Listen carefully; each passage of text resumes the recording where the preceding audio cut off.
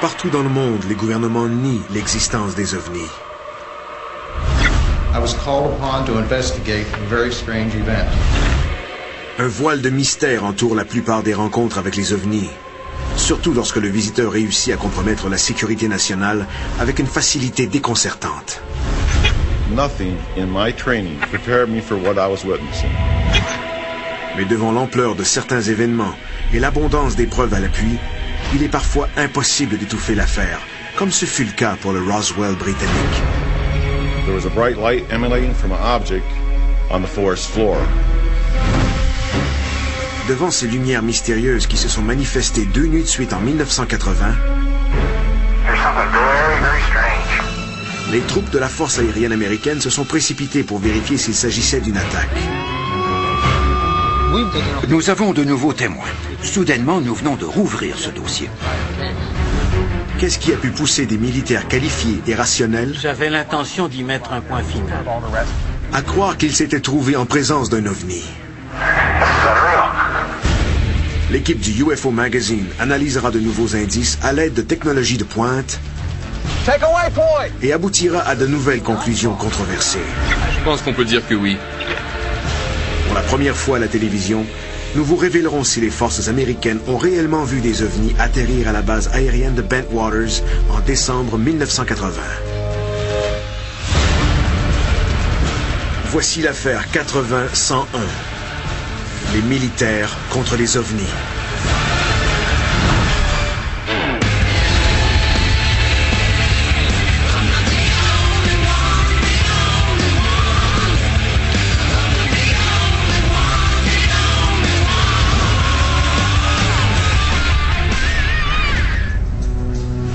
There were multiple witnesses and an object was seen to land in a place called Rendlesham Forest.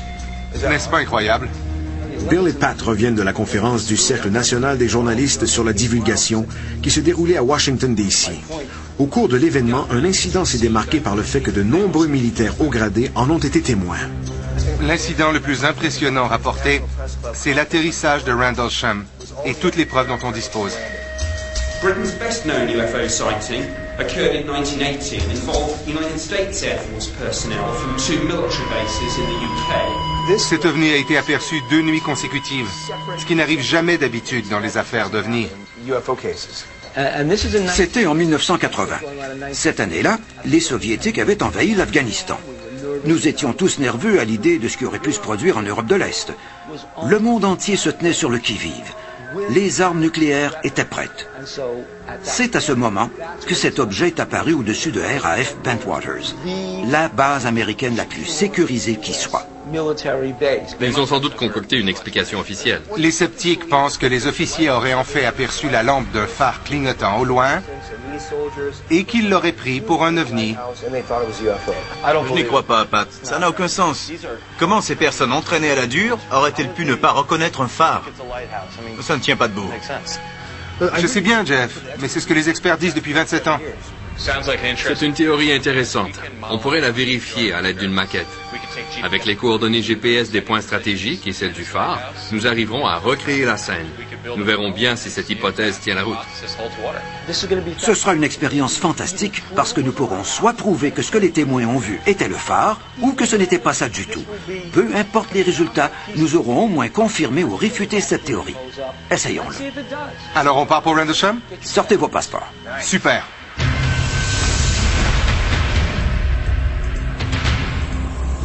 L'équipe se rend à RAF Bentwaters, une base de la force aérienne des États-Unis établie à 135 km au nord-est de Londres, en bordure de la forêt de Rendlesham. Nick, dites-nous ce que vous savez du fameux incident de Rendlesham. Nick Pope travaille au ministère de la Défense depuis 1985. De 1991 à 1994, j'avais pour mandat d'enquêter sur les incidents ovnis pour le gouvernement. Je devais me concentrer sur les éléments importants du point de vue de la défense. Le ministère de la Défense du Royaume-Uni a fait enquête sur des incidents ovnis remontant en 1967. Mais les rencontres entre les militaires et les ovnis ont débuté bien avant. 1948, États-Unis. Le capitaine Mantell de la Garde nationale aérienne du Kentucky pourchasse un prétendu ovni. Quelques minutes plus tard, Il périt dans l'écrasement de son jet. 1956, Angleterre. Les opérateurs radars de la base RAF Lakenheath repèrent de multiples objets non identifiés se déplaçant à une vitesse de 19 000 km/h. Les responsables de l'effort de recherche des États-Unis, le projet Blue Book, ont décrit cette affaire comme étant le plus bel incident visuel sur radar de toutes les archives. D'après les documents sur Blue Book, l'objet aurait déjoué les manœuvres d'un jet Venom NF-3 envoyé pour l'intercepter. Les pilotes ont affirmé avoir vu des lumières brillantes sous contrôle intelligent. L'incident a fait l'objet d'une enquête, mais après les entrevues avec les contrôleurs de la circulation aérienne et avec les pilotes, on a laissé l'affaire en plan, estimant qu'elle était de nature inconnue. 1989, Belgique. Les radars de la force aérienne de Bierset détectent un objet. 19 agents de la police aperçoivent l'engin et l'un des témoins réussit à le filmer. L'objet triangulaire est muni de 3 puissants projecteurs. Il ne fait aucun bruit, à l'exception d'un faible bourdonnement. 2h30 plus tard, il disparaît. 4 mois plus tard, il est de retour. Le colonel Wilfred D. Brewer de la force aérienne belge réunit en vitesse 2 intercepteurs F-16. La station radar a été contactée plusieurs fois pour demander s'ils avaient des observations au radar. Lorsque les F-16 se sont dirigés vers l'engin, ce dernier a entrepris des déplacements erratiques avec une accélération de 46 G, bien au-delà de ce que le corps humain peut supporter. Puis, il a disparu. Si tous ces cas d'OVNI aperçus par des pilotes et relevés sur les écrans radars pouvaient être visionnés du début à la fin, on aurait un argument convaincant pour prouver que les OVNI sont bien réels. Il est difficile de contredire les témoignages d'observateurs professionnels et fiables s'ils sont appuyés par des données radars. La preuve devient alors très solide. On peut considérer les incidents OVNI comme des cas marginaux, mais quand ils se déroulent dans la cour des militaires, ils prennent une toute autre tournure. Pendant ses années de service au ministère de la Défense, Nick Pope a enquêté sur 200 à 300 nouveaux signalements d'OVNI par année. Ce qui fait de lui l'enquêteur le plus expérimenté au pays. À mon avis, le plus important signalement d'OVNI de tous les temps est celui qui s'est produit ici même, dans la forêt de Rendlesham. Parmi tous les incidents relatifs aux OVNI, c'est sans contredit le plus significatif et celui pour lequel on a recueilli le plus grand nombre de preuves. Ce n'est pas pour rien qu'on l'appelle le Roswell britannique. 26 décembre 1980, minuit. Des agents de la sûreté de la RAF Woodbridge, une base de la force aérienne britannique située à proximité de RAF Bentwaters, aperçoivent une étrange lumière dans la forêt de Rendlesham. Croyant au départ avoir repéré un avion écrasé, ils se rendent vite compte que la lumière pourrait bien provenir d'autre chose. Le sergent Jim Penniston et 2 autres officiers se rendent sur le site. When we arrived to inspect the crash site, it quickly became apparent that we were not dealing with a plane crash or anything else we've ever responded to. There was a bright light emanating from an object on the forest floor. Penniston et son équipe se sont approchés de l'objet à pied, tout en prenant des notes. A silhouette triangular craft about 9 feet long, 6.5 feet high came into view. Penniston affirme que des lumières bleues et jaunes tournoyaient sur la surface de l'objet. We started experiencing radio difficulties. The air around us was electrically charged, and we could feel it on our clothes, our skin, and our hair. Penniston a remarqué des symboles gravés sur le vaisseau, sur une surface de 10 par 75 cm. The largest symbol was a triangle centered in the middle. Penniston s'est approché de l'objet au point de pouvoir le toucher. Even though it looked like black onyx, it felt like metal. 45 minutes plus tard, l'objet effectue quelques manœuvres dans la forêt avant de décoller. Il s'est soulevé du sol et a disparu à une vitesse incroyable. It was gone in a blink of an eye. Over 80 Air Force personnel witnessed the takeoff. Ce n'était pas un hélicoptère. Aucun aéronef conventionnel n'aurait pu atterrir à cet endroit. Il n'y avait pas assez de place pour un hélicoptère. L'autre point à considérer, c'est que ces gens travaillaient à une base aérienne. Ils ont dit qu'ils n'avaient jamais rien vu de semblable. J'ai l'impression de m'être engouffré dans l'œil de l'ouragan OVNI. Un officier de la force aérienne a vécu une expérience surréaliste. Cet ovni était de forme triangulaire. Il mesurait 3 mètres par 2 mètres. Jim Penniston s'est approché assez près pour le toucher et il a remarqué des symboles intrigants sur la coque. Le sergent Penniston a transcrit 6 de ces symboles.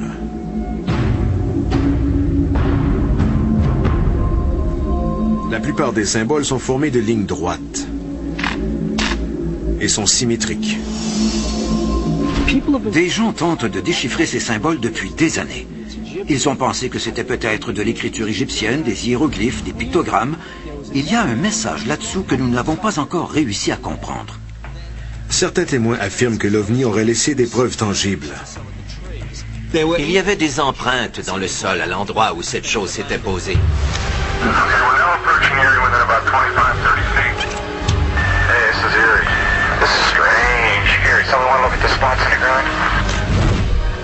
N'oubliez pas qu'on était au milieu de l'hiver. Le sol était très dur. Les empreintes devaient être celles d'un objet pesant plusieurs tonnes. Et il y avait 3 traces. Les traces ont été moulées dans du plâtre. On dit que des lignes tracées d'une empreinte à l'autre formaient un triangle équilatéral. C'était presque comme si l'engin possédait un support d'atterrissage semblable à un tripode. En 1980, aucun avion conventionnel n'utilisait une plateforme d'atterrissage triangulaire équilatérale. La nuit suivante, 5 officiers dirigés par le lieutenant-colonel Charles Halt se rendent sur le site afin de l'examiner. Ils y trouvent des preuves irréfutables d'activité anormale. Il a laissé des traces physiques. Et font une constatation alarmante. Il était de retour. L'équipe découvre un indice de taille. Le niveau de rayonnement augmente en flèche dans les 3 trous laissés par l'engin lors de son atterrissage. Le ministère de la Défense a publié 38 pages tirées des documents sur l'incident de Rendlesham. Si la plupart étaient de simples échanges entre des citoyens curieux et le gouvernement, une note interministérielle contenait un énoncé qui donnait le frisson. Les agents du renseignement de la Défense ont par la suite décrit les niveaux de rayonnement comme étant, et je cite, « sensiblement plus élevés que le fond naturel de radiation ». C'était absolument officiel. C'était écrit noir sur blanc dans un document du ministère de la Défense rédigé par des scientifiques et des spécialistes du renseignement. Oui. Donc, contrairement à d'autres affaires d'OVNI, nous possédons une piste de vérification composée de documents sérieux qui viennent confirmer les manifestations dont nous avons parlé. Nick Pogue nous a donné de l'information sur des documents dont nous ignorions l'existence. Et ça ajoute encore plus de crédibilité à cette affaire. L'intérêt de notre enquête vient de monter d'un cran, selon moi. Certains experts croient que les bases militaires du monde entier ont une longue histoire secrète en fait de rencontres avec des ovnis. Il existe des centaines de cas de rencontres entre des aéronefs militaires et des ovnis. L'équipe tente de trouver une explication à ces visions troublantes. Je suis en train de fouiller dans les archives et j'ai découvert qu'il y avait une forte corrélation entre l'armée et les signalements d'OVNI. En juillet 1945, nous avons effectué notre premier essai nucléaire. L'incident de Roswell a eu lieu 2 ans plus tard. Et le site d'écrasement est à quoi? 160 km à Alamogordo? Depuis 1947, on peut facilement faire des liens entre les signalements d'OVNI et les essais, la fabrication et l'entreposage d'armes nucléaires. Est-ce une simple coïncidence si Roswell se situe à moins de 160 km du lieu de l'opération Trinity au Nouveau-Mexique, qui a produit la toute première explosion nucléaire au monde? Il y a aussi l'incident de Pasco, Washington, en 1945. Un ovni a été capté par un radar de la base aéronavale. Il volait au-dessus de la société Hanford Engineering Works, une importante productrice de plutonium. C'est vrai, et Hanford est devenu plus tard une grande centrale nucléaire. Cette région est donc le théâtre d'activités nucléaires depuis plus de 60 ans. En 1945, de nombreux ovnis se sont manifestés à l'Oak Ridge National Lab, dans l'État du Tennessee. Nous savons aujourd'hui que ce laboratoire se livrait dans le plus grand secret à la fabrication de bombes atomiques. En 1965, 12 ovnis lumineux se sont affichés sur les radars de la base aérienne d'Edwards, en Californie. This is the tower at Edwards. We have an object now. We have some confirmed reports of unidentified flying objects in your area. Unidentified flying saucers? They have been confirmed on radar. Les intercepteurs F-106 ont établi un contact visuel. I have another red light moving very rapidly. Flashing white and green. Definitely isn't an aircraft. Les jets F-106 étaient équipés de missiles à tête nucléaire Jenny. Cette technologie aurait-elle provoqué la visite d'un ovni? S'il y a un lien entre les ovnis et les armes nucléaires, qu'est-ce que ça signifie? Nous espionnent-ils parce qu'ils s'intéressent à la technologie nucléaire? Ou cherchent-ils plutôt à nous empêcher d'utiliser cette technologie? Je pense qu'ils nous surveillent, qu'ils nous espionnent. Mais je remarque que chaque fois qu'un ovni pénètre dans l'espace aérien d'une base nucléaire ultra secrète, il ne se donne même pas la peine de se cacher. Il débarque impunément sur le site d'armement nucléaire et il se fiche complètement d'être vu.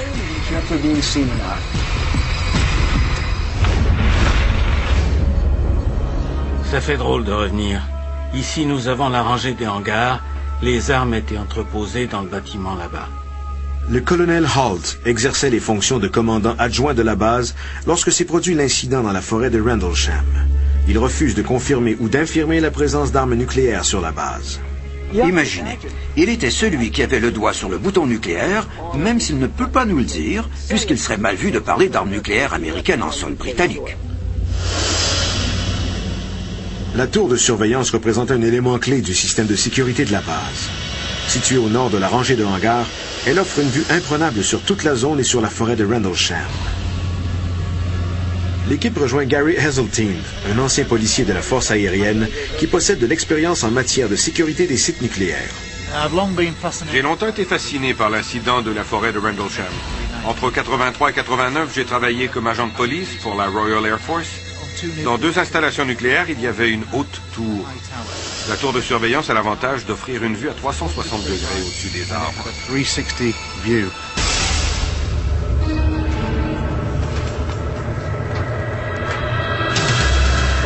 Colonel, c'est incroyable. Quelle vue! On ne peut rien manquer d'ici. Mais n'oubliez pas que les arbres ont poussé depuis. Nous avions une vue panoramique avant et nous n'aurions jamais laissé les arbres devenir si hauts pour des raisons de sécurité. L'opérateur de la tour pouvait voir à des kilomètres à la ronde. Donc, l'opérateur de la tour aurait pu voir tout ce qui s'est passé dans le secteur cette nuit-là. En fait, les 2 nuits. Mais y avait-il quelqu'un? Dans ce genre de tour, il y a quelqu'un en poste à toute heure du jour et de la nuit, 365 jours par année. Colonel, saviez-vous si quelqu'un se trouvait dans la tour la nuit de l'incident? Ah oui, en fait, je connais très bien la personne qui s'y trouvait. En novembre 2007, le colonel Halt a reçu un courriel de l'un des gardes qui était affecté à la tour de surveillance durant cette fameuse nuit de 1980. Il m'a écrit souvent. Il a confirmé qu'il avait vu des faisceaux lumineux balayer la zone de stockage des armes au même moment où un faisceau semblable apparaissait dans le champ où nous étions. Vous dites qu'il y avait un homme ici dans la tour qui a vu l'incident et les faisceaux lumineux? Nous avons donc un tout nouveau témoin de cette affaire. Mais il préfère ne pas se manifester. S'il y avait quelqu'un dans la tour, comme vous le dites, et qu'il pouvait tout voir, le phare, les événements qui se déroulaient au sol, la forêt... Nous parlons donc d'un objet bien réel braquant son faisceau sur une installation spéciale dans une zone ultra secrète hautement sécurisée. Voilà un témoin qui donne un tout nouveau souffle à cette affaire. Un autre élément vient appuyer la thèse de l'incident OVNI.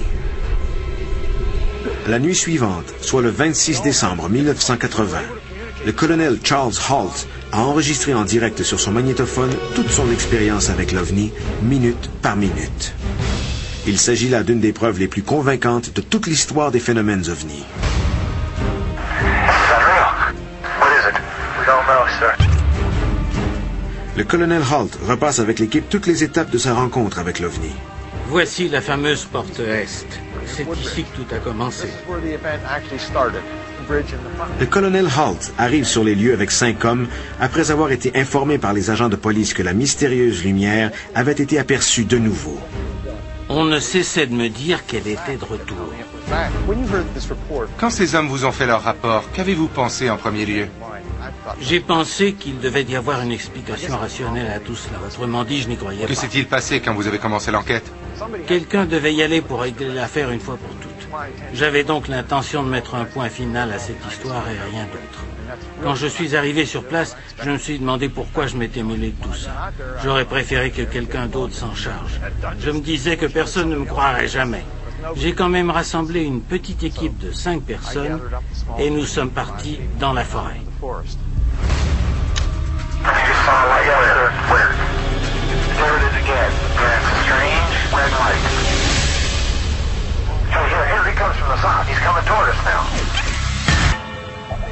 Le colonel, un officier américain qui était en poste en Angleterre en 1980, relate la nuit où il a pourchassé ce qu'il croyait être un ovni. Aviez-vous pensé à consigner ce qui s'était passé cette nuit-là? Oui, j'avais avec moi mon magnétophone portatif. J'enregistrais tout au fur et à mesure que ça se produisait.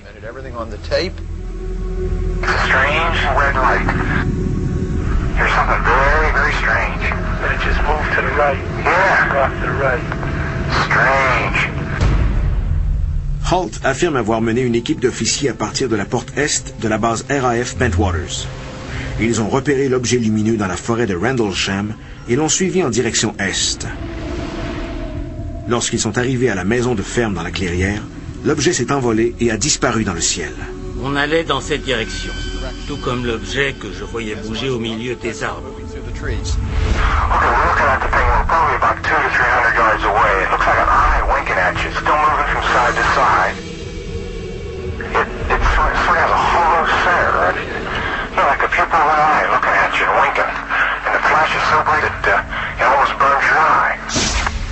Holt raconte que la lumière a traversé un ruisseau pour atteindre un champ non loin de là.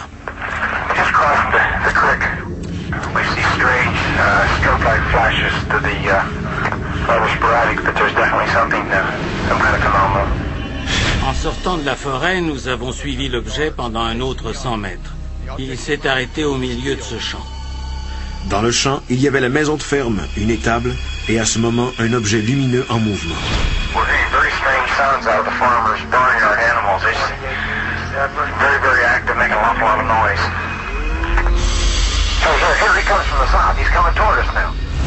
Nous regardions dans cette direction. OK. Voilà la maison du fermier. Oui. L'objet se trouvait dans le champ juste devant nous.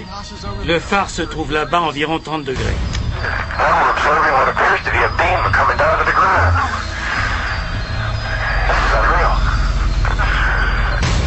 Quand vous êtes arrivé dans le champ, l'objet avait disparu. L'objet a explosé sans bruit et s'est divisé en 5 objets blancs, puis ils sont partis. Ça n'aurait pas pu être une sorte de reflet lumineux? Les reflets ne se déplacent pas dans la forêt en évitant les arbres. À un certain moment, l'objet s'est approché de nous, puis il s'est éloigné. Et quand nous nous sommes approchés, il s'en est allé dans le champ. Qu'est-ce que vous avez vu exactement? Un objet ovale d'un orangé rougeâtre vif, un peu comme le soleil de midi. Il avait un centre ovale noir qui clignait de temps en temps et il laissait tomber une substance semblable à du métal fondu. Il y avait du métal fondu? C'est la seule comparaison que je puisse faire. Ça semblait dégoûté. On oublie la thèse de l'hélicoptère. Oui, on oublie ça. Le colonel Holt est l'un des témoins les plus crédibles que j'ai jamais rencontrés. Cet homme dirigeait une base militaire où étaient cachés des tas d'armes ultra secrètes dont il ne peut pas me parler. Je ne pense pas qu'il ait fait une erreur cette nuit-là. Il s'est produit quelque chose que personne n'était censé voir. Ces 2 bases, situées en bordure de la forêt, comptaient parmi les mieux protégées au monde. Elles étaient entourées de clôtures impénétrables. S'ajoutaient à cela des barbelés à lames, des détecteurs de mouvement et plus de 25 gardes fortement armés. Le système de sécurité de cette installation était l'un des meilleurs au monde. Et voilà que cette chose arrive du ciel, se pose là non seulement une, mais 2 fois sur une période de 24 heures, sans déclencher aucune alarme. Le seul moment où la chose a été vue, c'est quand les gardes sont venus dans la forêt pour y jeter un coup d'œil. Ce qui est curieux, c'est que l'engin était vivement éclairé. Il a émis des faisceaux vers le sol. Il se moquait d'être vu. Il n'était pas du tout préoccupé par nos moyens de défense. Cette chose n'avait aucune crainte, car nous ne pouvions rien contre elle. Et c'est bien ce qui me fait le plus peur. La base RAF Bedwaters a sans doute abrité des armes nucléaires tandis que les tensions croissaient en 1980. Il faut se souvenir de l'état du monde en 1980. Certains historiens appellent cette période le début de la Seconde Guerre froide, une guerre froide qui menaçait de se transformer en guerre ouverte. Les deux parties se regardaient fixement de part et d'autre du rideau de fer. Ronald Reagan venait d'être élu président et il brandissait les pires menaces contre le sombre empire de l'Union soviétique. C'était une époque très inquiétante, car les deux côtés se faisaient toutes sortes de menaces militaires. Je ne dis pas que les extraterrestres nous écoutaient, mais si c'était le cas, ils ont dû penser que nous étions sur le point d'appuyer sur le bouton. Et voilà qu'un ovni vient survoler une base nucléaire et qu'il se met à balayer les armes à l'aide d'un faisceau lumineux, comme pour les scanner. L'objet s'immisce dans les activités de la base. Il brouille les ondes radio, il disperse l'équipe de sécurité. Cet engin a réussi à éloigner l'équipe de sécurité de la base. Alors les Américains ont paniqué, ils ont étouffé l'affaire, n'ont rien fait et ont refusé d'en parler. Si les États-Unis ont cessé d'enquêter sur les ovnis après l'affaire Blue Book en janvier 1970, le ministère de la Défense britannique a continué puisque les objets non identifiés peuvent représenter une menace pour la sécurité nationale. Étrangement, le colonel Halt, un Américain, n'a été ni rencontré ni interrogé par les autorités britanniques. Rien de semblable ne s'était jamais produit auparavant. Tous les autres ovnis aperçus n'étaient que des lumières dans le ciel.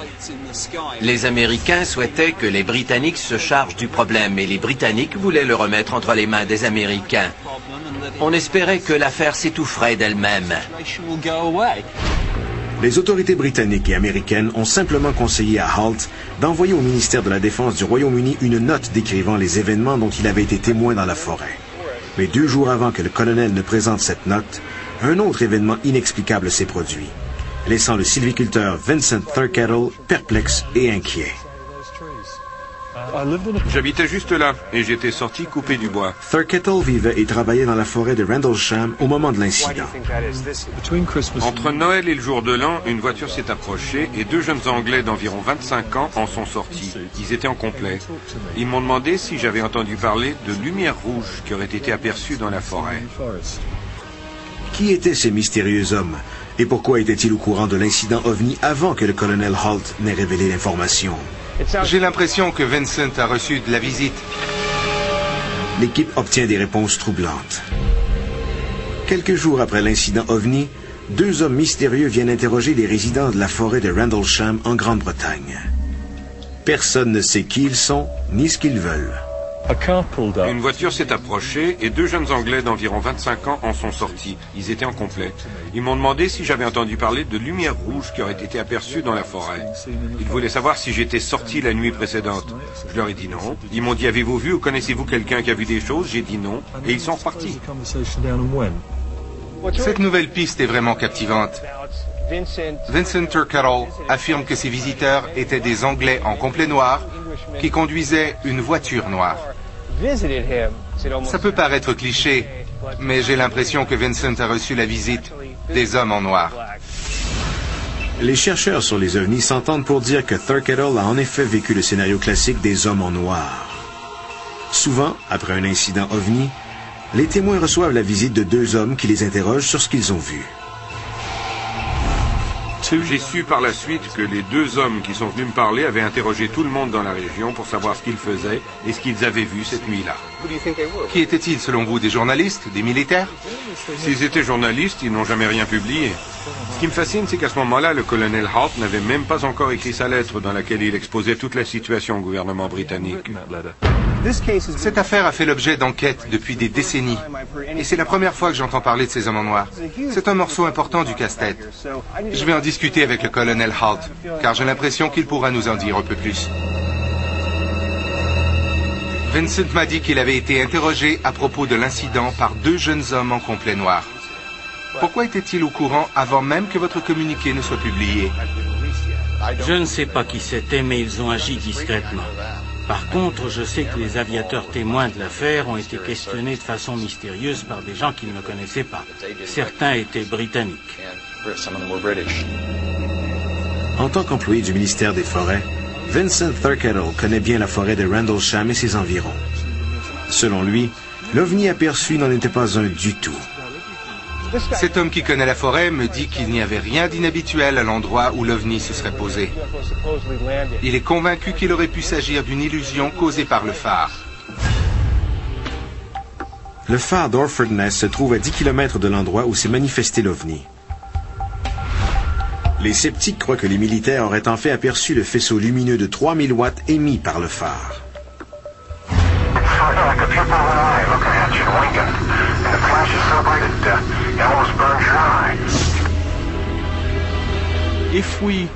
Si ce n'était pas le phare, alors il faudrait croire qu'il s'agissait d'un ovni et que ces lumières clignotaient au même rythme que celles du phare, tout en étant moins intenses.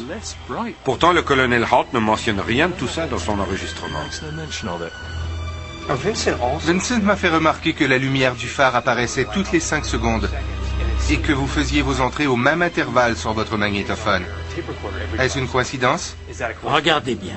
J'ai le magnétophone avec moi. C'est un petit appareil. Les cassettes ne durent que 20 minutes. Alors je n'aurais pas pu enregistrer continuellement. J'ai dû arrêter le magnétophone au moins 100 fois. C'est très facile. Il suffit de faire glisser l'interrupteur comme ceci. J'arrêtais l'enregistrement dès que possible pour ne pas épuiser la bande.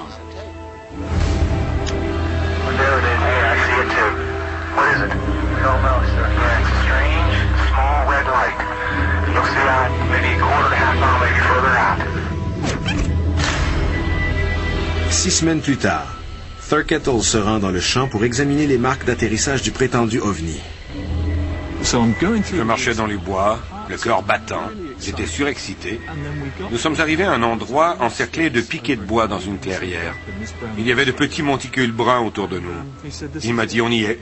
J'ai observé un instant avant de m'exclamer, ce sont des trous de lapin.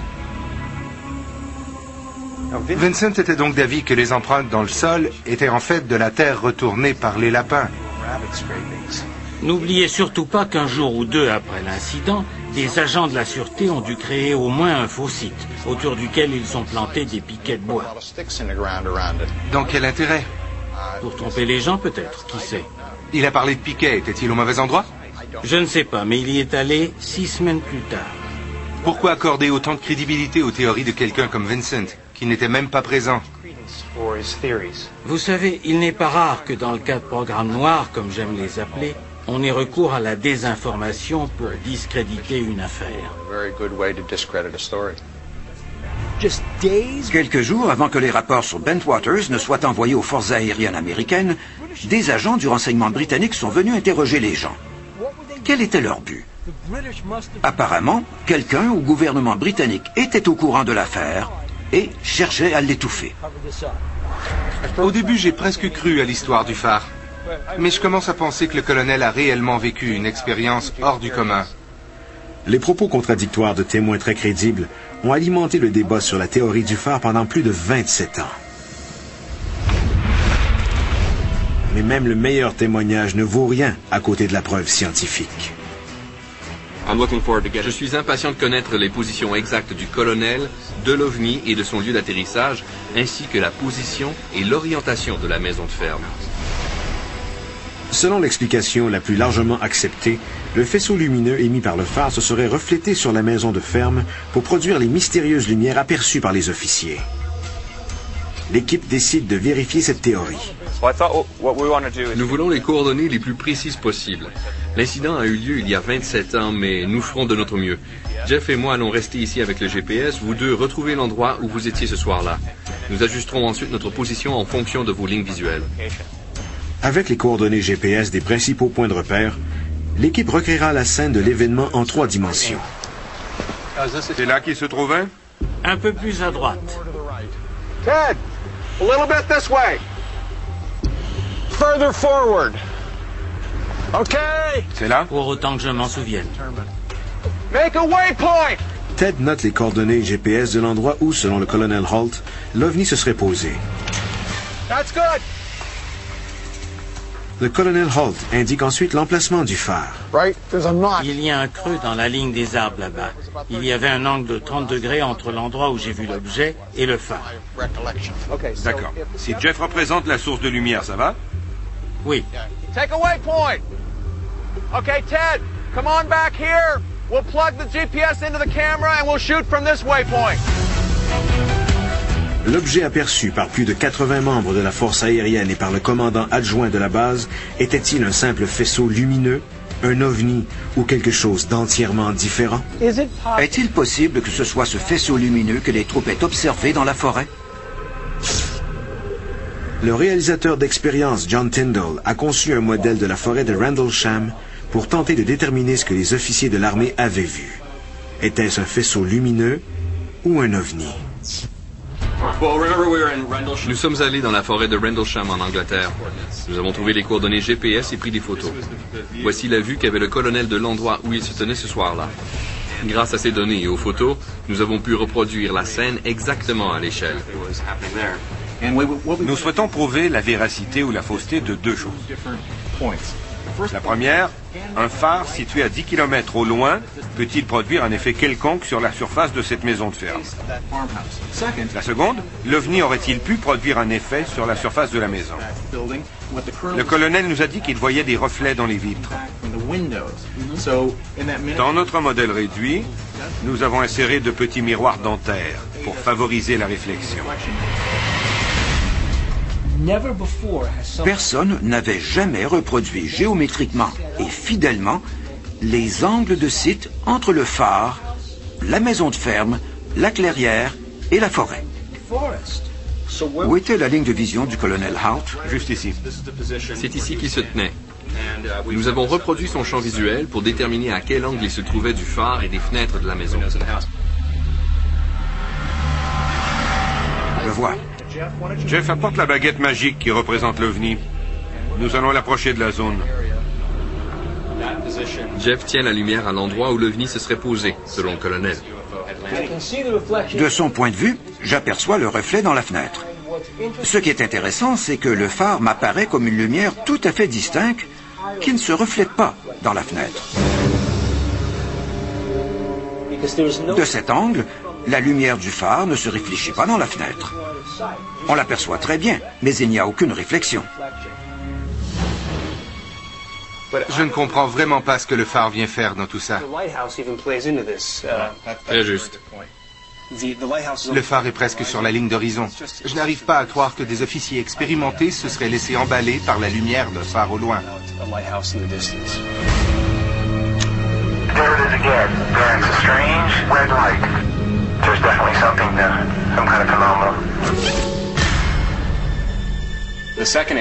La deuxième expérience vise à déterminer d'où la lumière devait provenir pour se réfléchir sur la fenêtre de la maison et atteindre l'œil du colonel Holt.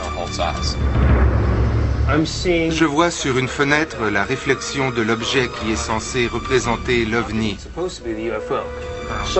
Donc une vive lumière émanant de l'OVNI posée à cet endroit donne l'impression que la maison est en feu, qu'il y a des flammes derrière la vitre.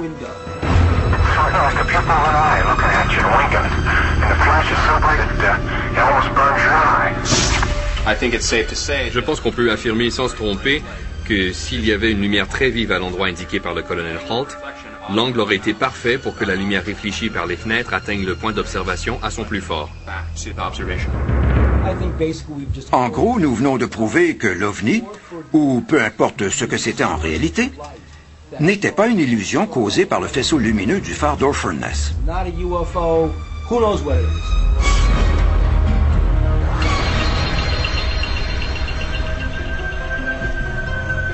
Il existe une personne qui pourrait fournir une réponse définitive sur cette affaire d'OVNI. Keith Simmons, le gardien du phare d'Orfordness. Est-il possible que ce soit le faisceau du phare que les troupes aient aperçu la nuit du 26 décembre 1980? Si on observe le phare derrière nous, on remarque que la face arrière de la lampe est munie d'une grande pièce de métal du côté de Rendlesham qui se trouve là-bas. Même si l'intensité de la lampe était plus élevée en 1980 qu'elle ne l'est aujourd'hui, on n'aurait quand même pas pu l'apercevoir directement à travers les arbres. Tout ce qu'on peut entrevoir par une nuit sans nuages, c'est un vif éclat dans le ciel toutes les 5 secondes. Vous dites que cette plaque de métal qui bloque la lumière était aussi présente en 1980. Elle a toujours été là. Depuis la construction du phare, le vaisseau n'a jamais pointé directement vers la forêt de Rendlesham. Non. Nous avons mis la main sur un gros morceau du casse-tête. D'après Keith Simmons, le gardien du phare, il y avait une grande plaque de métal à l'arrière de la lampe pour l'empêcher d'éclairer vers la Terre. Le phare éclaire donc seulement vers la mer. C'est une information importante qui avait été ignorée jusqu'à présent. C'est une chance que nous ayons eu l'idée de venir nous-mêmes sur place.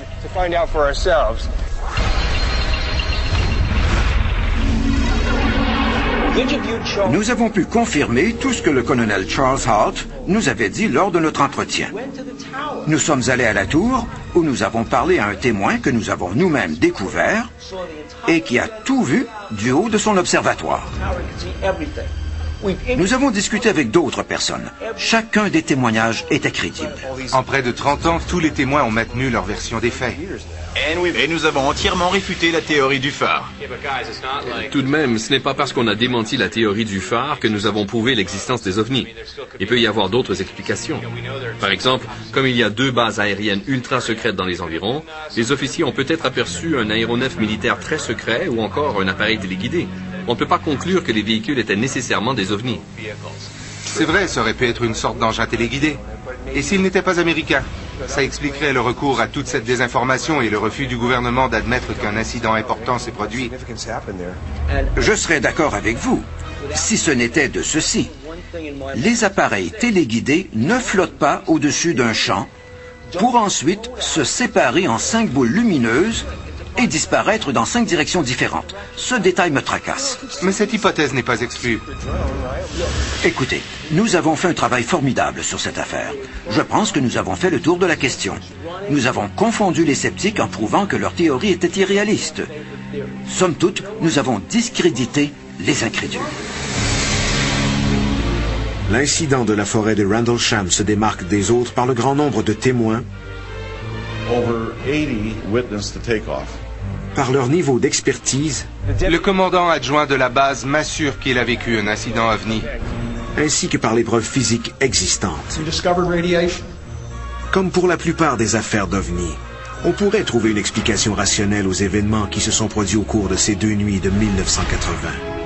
Les troupes ont-elles réellement vu un ovni? Les bases nucléaires seraient-elles surveillées par des entités extraterrestres? Je demeure convaincu d'avoir vu quelque chose d'extraordinaire. Les raisons qui motivent la présence continue des ovnis ici et ailleurs restent tout aussi mystérieuses que les ovnis eux-mêmes.